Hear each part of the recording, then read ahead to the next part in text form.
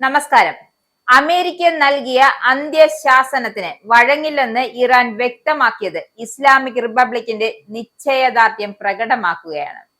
America ഇറാനെ ആക്രമിച്ചാൽ ഏത് രാജ്യത്ത് തമ്പടിച്ചാണോ അമേരിക്കൻ സേന ആക്രമിക്കുന്നത് ആ രാജ്യങ്ങളിലെ അമേരിക്കൻ സൈനിക ആസ്തികളിലും കൂടാതെ അമേരിക്കൻ എംബസികളെയും ആക്രമിക്കുമെന്ന മുന്നറിയിപ്പ് ഔദ്യോഗികമായി ഇറാൻ നൽകിയിട്ടുണ്ട്.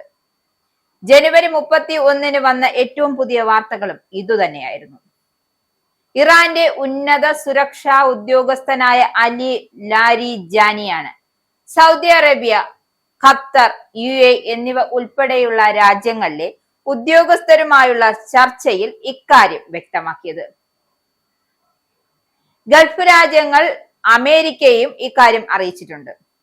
ഇതിനുശേഷമാണ് തങ്ങളുടെ മണ്ണ് ഇറാനെതിരായി ഉപയോഗിക്കാൻ അനുവദിക്കില്ല എന്ന സത്യം ഈ രാജ്യങ്ങൾ തീരുമാനമെടുത്തത്. അതായത് ഈ തീരുമാനം അമേരിക്കയെ സംബന്ധിച്ചൊരു വലിയ തിരിച്ചടി തന്നെയാണ്. സുന്നി ഷിയ ഭിന്നത മുതലെടുത്ത് ഗൾഫ് രാജ്യങ്ങളെ ഒപ്പം നിർത്താൻ കഴിയുമെന്നായിരുന്നു ട്രംപിന്റെ കുബുദ്ധിയിൽ തെളിഞ്ഞ പരിഹാരം. എന്നാൽ ആ പണി ഇത്തവണ ഏറ്റില്ല എന്ന് വേണം കരുതാൻ. അറബ് രാജ്യങ്ങളിൽ ചിലതുമായി ഇറാന് അഭിപ്രായ വ്യത്യാസങ്ങൾ പലതുണ്ടെങ്കിലും ഇറാൻ ഒരു ഇസ്ലാമിക രാജ്യമാണ്. പലപ്പോഴും അമേരിക്ക മറന്നുപോകുന്നതും അക്കാര്യമാണ്. ജൂതരാജ്യമായ ഇസ്രായേലിനു വേണ്ടി അവരുടെ അജണ്ട നടപ്പാക്കാനായാണ് യുദ്ധക്കപ്പലും മറ്റ് സന്നാഹങ്ങളുമായി ഇപ്പോൾ അമേരിക്ക ഇറങ്ങിത്തിരിച്ചത്. ഇതെല്ലാം കൃത്യമായി തന്നെ ലോകത്തെ ഇസ്ലാമിക വിശ്വാസികൾക്കറിയാം. ഇറാനിലെ പ്രക്ഷോഭകരെ ഭരണകൂടം കൂട്ടക്കൊല ചെയ്യുന്നതിനാലാണ് തങ്ങൾ ഇടപെടുന്നു എന്ന് പറയുന്ന അമേരിക്ക 1,00,000-ലധികം പലസ്തീനികളെ ഗാസയിൽ ഇസ്രയേൽ കൊന്നൊടുക്കിയപ്പോൾ എന്ത് നിലപാടാണ് നടത്തിയത്? അല്ലെങ്കിൽ എന്താണ് കൈക്കൊണ്ടത്?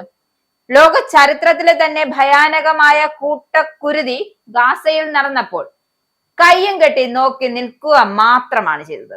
ഇസ്രയേലിനെ പിന്തുണയ്ക്കുകയും കൂടി അമേരിക്ക ചെയ്തിരുന്നു. അപ്പൊ ഈ പറയുന്നത് തൊടുന്യായമല്ലേ? ഇസ്രയേലിന്റെ കൈവശമുള്ള ആയുധങ്ങൾ നല്ലൊരു പങ്കും അമേരിക്ക നൽകിയതാണ് എന്നതും നമ്മൾ മറന്നു പോകരുത്.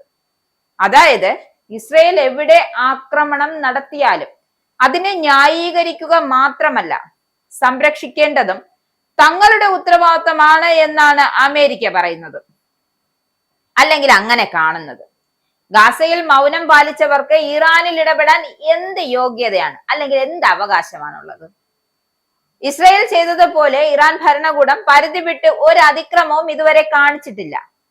ഭരണകൂടത്തെ അട്ടിമറിക്കാൻ ശ്രമിച്ചവരെയാണ് വകവരുത്തിയത്. അത് ശ്രദ്ധിക്കേണ്ട കാര്യമാണ്. അതായത് ട്രംപിന്റെ വാക്കു കേട്ട് ഇറങ്ങി തിരിച്ചവർക്ക് കിട്ടിയ പ്രതിഫലം.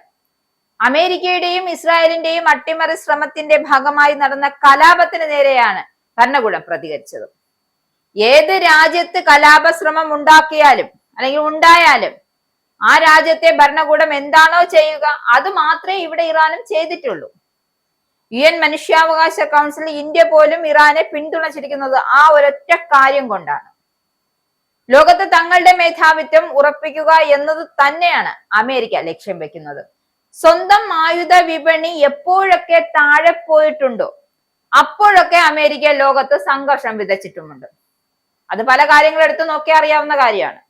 ഇറാനും ഗൾഫ് രാജ്യങ്ങളുമായി സംഘർഷം നിലനിൽക്കേണ്ടതും അമേരിക്കയുടെ ഒരു അത്യാവശ്യ ഘടകമാണ്. ഇസ്രായേലിന്റെ സുരക്ഷിതത്വത്തിന് ഇറാൻ ഒരിക്കലും ഇസ്ലാമിക് റിപ്പബ്ലിക്കിന്റെ കീഴിൽ ആണവ ശക്തി ആകരുത് എന്നതും അമേരിക്കയുടെ പ്രഖ്യാപിത ഒരു അജണ്ടയാണ്. അപ്പോ അതിനു വേണ്ടി തന്നെയാണ് അവർ 6 മാസം മുമ്പ് ഇറാന്റെ ആണവ നിലയങ്ങൾ ബോംബിട്ടിരുന്നത്. എന്നാൽ ആ നീക്കം പാളുകയാണ് ഉണ്ടായത്. ഇറാനെ സമ്പുഷ്ടീകരിച്ച യുറേനിയത്തിന് ഒരു പോറൽ പോലും ഏൽക്കാൻ അമേരിക്കയ്ക്ക് അല്ലെങ്കിൽ ഏൽപ്പിക്കാൻ അമേരിക്കയ്ക്ക് സാധിച്ചിരുന്നില്ല. ഇത്തവണത്തെ ആക്രമണ ലക്ഷ്യത്തിൽ അതും ട്രംപ് ഉൾപ്പെടുത്തിയിട്ടുണ്ട്. കൊടുത്തു മാത്രം ശീലമുള്ള അമേരിക്കയ്ക്ക് തിരിച്ചു കിട്ടിയപ്പോ അതായത് തിരിച്ചടികൾ വളരെ കുറവായിരുന്നു. ഈ അഹങ്കാരത്തിന് എല്ലാം കൂടിയാണ് ഇറാൻ ഇപ്പോൾ തിരിച്ചു കൊടുക്കുന്നത്. അമേരിക്കയ്ക്ക് ഒരു തിരിച്ചടി ഇറാൻ നൽകണമെന്നാണ് ഇപ്പോൾ ആഗ്രഹിക്കുന്നത്. എന്തായാലും താമസിയാതെ തന്നെ കിട്ടിക്കോളും. ഇറാൻ അമേരിക്ക ഏറ്റുമുട്ടൽ ഉണ്ടായാൽ ഇസ്രയേലും അതിന്റെ ഭാഗമാകും. ചിലപ്പോൾ ചില നാറ്റോ രാജ്യങ്ങളും അമേരിക്കയൊപ്പം കളത്തിലിറങ്ങിയേക്കാം. എന്തായാലും ഈ സാധ്യതയെല്ലാം മുന്നിൽ കണ്ടു തന്നെയാണ് ഇറാനും ഇപ്പോൾ നിലയുറപ്പിച്ചിരിക്കുന്നത്. വിജയപരാജയങ്ങളെക്കാൾ അമേരിക്കയ്ക്കും ഇസ്രായേലിനും വലിയ പരിക്കേൽപ്പിക്കുക എന്നതാണ് ഇറാന്റെ ലക്ഷ്യവും. ഒരിക്കലും ഇസ്രായേലിന് ഇറാനോട് യുദ്ധം ചെയ്ത് വിജയിക്കാൻ പറ്റില്ല, അത് ശരിയാണ്. 6 മാസം മുമ്പ് നടന്ന ഏറ്റുമുട്ടൽ തന്നെ അതിന് ഉദാഹരണമാണ്. അമേരിക്ക ഇറാനെ ആക്രമിച്ചാലും ആദ്യ തിരിച്ചടി ഇസ്രായേലിനായിരിക്കും കിട്ടുക, അല്ലെങ്കിൽ അവിടെ ആയിരിക്കും ഇറാൻ നൽകുന്നത്. അമേരിക്കയുടെ പശ്ചിമേഷ്യയിലെ താവളങ്ങളും വിമാനവാഹിനി കപ്പലുകളും എല്ലാം ആക്രമിക്കപ്പെടുമെന്നതും ഉറപ്പാണ്. യുദ്ധമുഖത്ത് ഡ്രോണുകൾ പോലും ഹീറോയാകുന്ന പുതിയ കാലമാണിത്. അതുകൊണ്ട് തന്നെയാണ് പശ്ചിമേഷ്യയിലെ പ്രധാന സൈനിക ശക്തിയായ ഇറാന്റെ ആവനാഴിയിലും പലതും കാണിക്കുമെന്നതും ഉറപ്പാണ്. ഒരേ സമയം ഇറാൻ സൈന്യവും ഹൂത്തികളും ഹിസ്ബുള്ളയും എല്ലാം കൂടി ആക്രമിച്ചാലും ഇതൊക്കെ പ്രതിരോധ സംവിധാനങ്ങൾ ഉണ്ടായാലും പിടിച്ചു നിൽക്കാൻ മേഖലയിലെ അമേരിക്കൻ സംവിധാനങ്ങൾക്ക് കഴിയണമെന്നില്ല. ഒരു യുദ്ധമാകുമ്പോൾ ഒരിക്കൽ വിജയവും ഏകപക്ഷീയം, അതായത് ഒരു വിജയവും ഏകപക്ഷീയമൊന്നുമല്ല. സംഘർഷമുണ്ടായാൽ തീർച്ചയായും ഇറാന് വലിയ നഷ്ടങ്ങൾ ഉണ്ടാകും. ആ രാജ്യത്തെ ബോംബിട്ട് തകർക്കാൻ അമേരിക്കയ്ക്ക് കഴിഞ്ഞാലും സൈനികരെ അയച്ച് കീഴ്പ്പെടുത്താൻ ഒരിക്കലും സാധിക്കില്ല. അതിന് കാരണം ഭൂമിശാസ്ത്രപരമായ കവചം തന്നെയാണ്. മലകൾ സംരക്ഷണം തീർക്കുന്ന ഇറാനിൽ അമേരിക്കൻ സൈനികർ ഇറങ്ങിയാൽ വിയറ്റ്നാമിൽ സംഭവിച്ചതിന്റെ പുതിയ രൂപമാവും അവർക്ക് കാണേണ്ടി വരിക എന്ന കാര്യത്തിൽ യാതൊരുവിധ സംശയവും വേണ്ട.